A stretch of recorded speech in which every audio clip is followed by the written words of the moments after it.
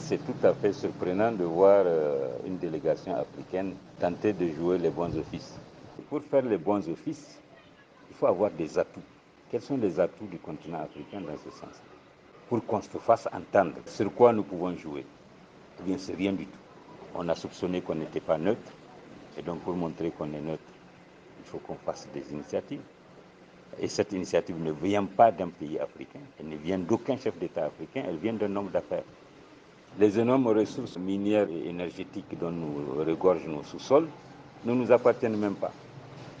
Donc nous ne pouvons même pas dire si vous ne nous écoutez pas, on peut vous faire ceci ou cela, rien du tout. Et puis bon, quand vous prenez les chefs d'État eux-mêmes, Macky Sall n'arrive pas à établir de dialogue avec son propre opposant. Comment il va rapprocher des partis en conflit, comme l'Ukraine et la Russie? D'autant que ce n'est pas tellement l'Ukraine, c'est une guerre par procuration, en fait c'est l'OTAN contre la Russie. C'est donc des puissances qui sont en train de s'affronter, sur lesquelles nous n'avons aucune prise. Alors, commençons d'abord par établir le dialogue entre nous, avec nos oppositions, et on sera plus crédible pour parler ailleurs.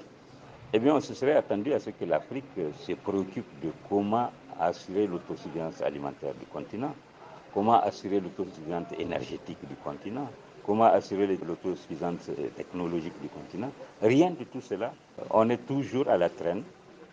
C'est quand d'autres trouvent que l'Afrique brille par son absence.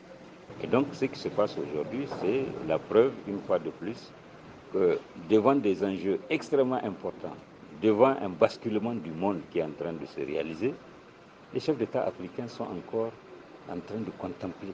Ils sont dans le statut du spectateur.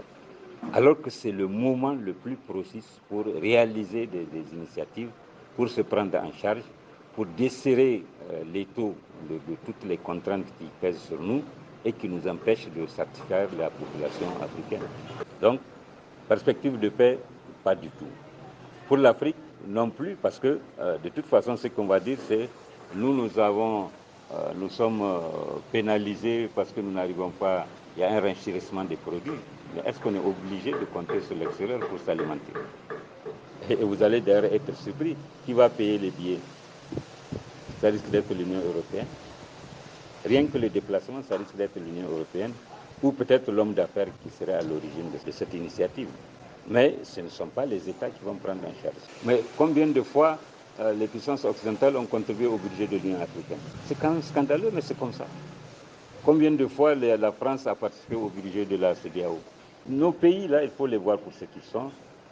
Malgré toute cette histoire d'initiative africaine, vous verrez que la facture, c'est quelqu'un qui va la payer. Ce n'est pas l'Afrique.